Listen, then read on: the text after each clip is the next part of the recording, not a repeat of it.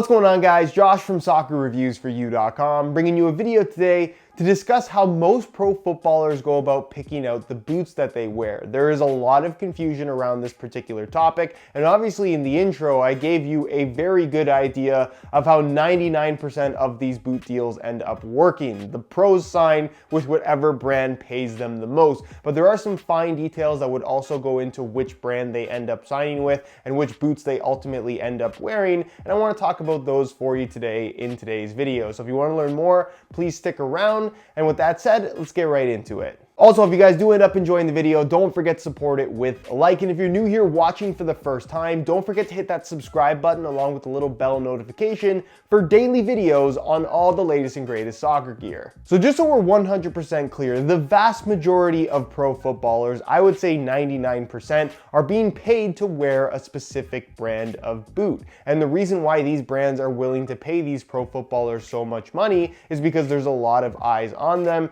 and obviously they're very valuable for the brands as far as marketing their new products are concerned. It might seem like a waste of money to pay X player tons and tons of money over the course of several years to wear their product, but it means a lot at the end of the day as far as bringing legitimacy to the brand and obviously getting the name out there. More people are going to want to wear Mercurials if you have the likes of Cristiano Ronaldo and Neymar and Coutinho and Mbappe and all these big name players wearing that particular product. You might not think that it helps, and to us, the boot enthusiast community, a lot of the people that watch my channel, that doesn't matter all that much, but to the average consumer that really doesn't know what's going on, they go to the store and they want the same boots that Neymar is wearing. So from that perspective, it really does mean a lot when it comes to sales. So that has to be taken into consideration when you're talking about these boot deals. It's really a two-way relationship where obviously the players want as much money as possible, but there has to be value from the brand's perspective as well if they're going to be paying that pro athlete a ton of money to represent their brand. Now, one question that I'm sure a lot of people have is, how do pro footballers decide which brand they're going to sign with?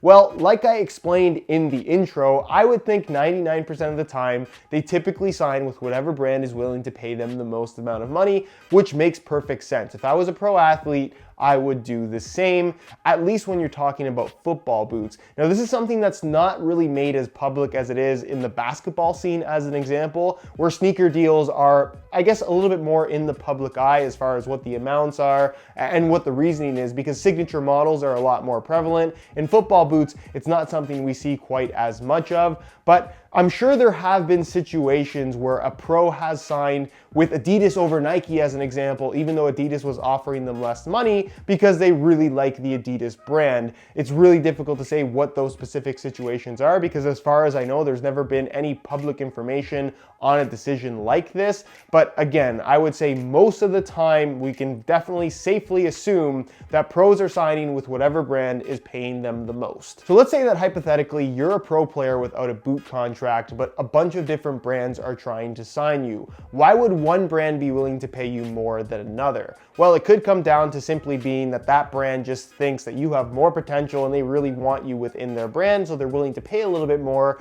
but you kind of have to view it from their perspective. There has to be some kind of value for them as far as how they're going to use you in their marketing material to advertise their products. If we use Cristiano Ronaldo as an example, he's been a headlining name for the Nike Mercurial boot series for basically as long as anyone can remember. As long as he's been a pro, he's been in Nike Mercurials and he's been in Nike Mercurial advertisements. But let's keep in mind what these advertisements end up being. Who does Cristiano Ronaldo play for? Real Madrid, and obviously the Portuguese national team. Have you ever seen a Nike Mercurial ad from the Nike brand with Cristiano Ronaldo wearing a Real Madrid Adidas kit? The simple answer to that question is no. If you see a Ronaldo ad, it's going to be wearing some Nike apparel or the Portugal kit, which of course is provided by Nike. Neymar is a great example of somebody that brings a lot of value to the Nike brand, not only because he's notable, obviously very well liked, and one of the most famous, arguably one of the best players in the world,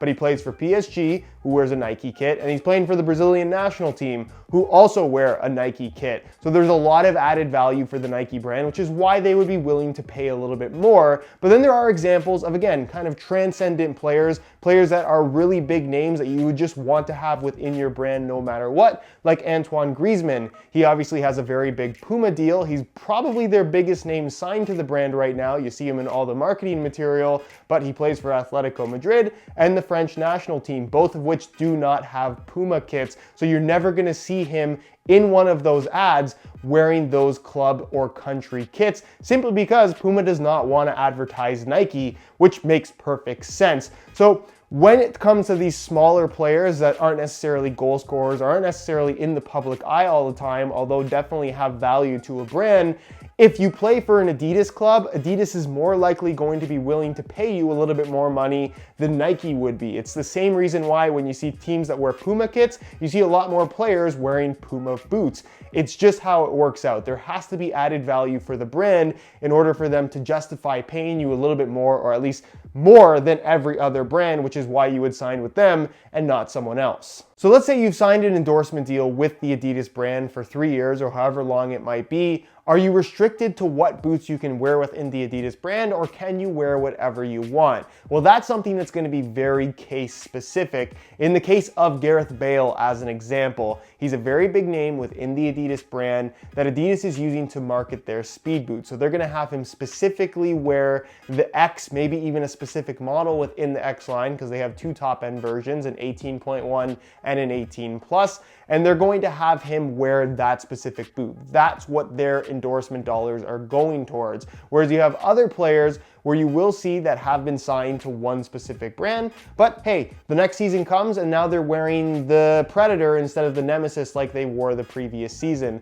Those are players that obviously it's important to Adidas to have them within the brand, but they're not necessarily as focused around one specific product as far as what Adidas wants them to be marketing. As long as they're wearing Adidas boots, Adidas is going to be happy, and that's going to be the same for most pro players. So again, it's very case specific as far as what these pros are restricted to, as far as what they can wear, but ultimately, as long as they're wearing the boots from that brand, that's what matters. So what if you've signed with a specific brand, but you don't like any of the boots that they currently make? Well, most of these big brands tend to be pretty accommodating, especially for the really big name pro athletes that they have within the brand. If you need a custom variation of a shoe that is made to feel like something else that you really like, they will do that for you. And to the average consumer, when they're watching on TV, they're not going to notice any kind of significant modifications that are made to the boots. There are lots of great examples. Some of the biggest name players in the world, Messi, who has his own signature line within the Adidas brand,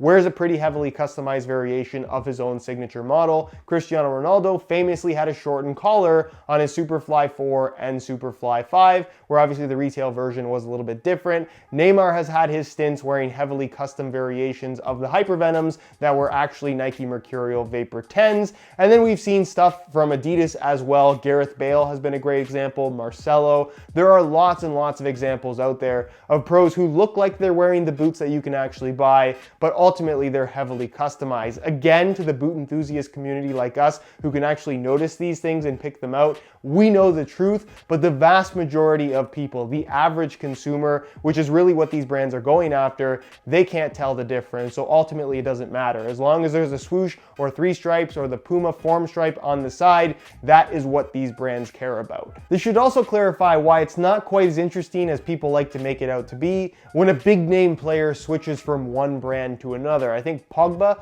is a great example of this, where we saw him famously switch from Nike to Adidas, which is always very controversial when it switches between the two big brands. Nike and Adidas I would consider to be the two biggest as far as popularity is concerned. He was wearing Nike, then all of a sudden he switched to Adidas. But if we factor in everything that I talked about in this video, he was playing for Juve, who at the time was wearing a Nike kit. He made a transfer to Manchester United, which was also a Nike kit, but was very recently being taken over by the Adidas brand. So obviously it would make a lot of sense to have a star player like Paul Pogba within the Adidas brand wearing their brand new Adidas Manchester United kit that they could market all in one. There's a lot more value for Paul Pogba to Adidas right now than perhaps there would have been to Nike. I'm sure Nike would have liked to have kept him within the brand, but Adidas was probably willing to pay him more for obvious reasons. Ultimately, these pro footballers will follow the money when it comes to their boot endorsement deals, which honestly, I don't blame them for doing that at all. It makes perfect sense. I would probably do the same.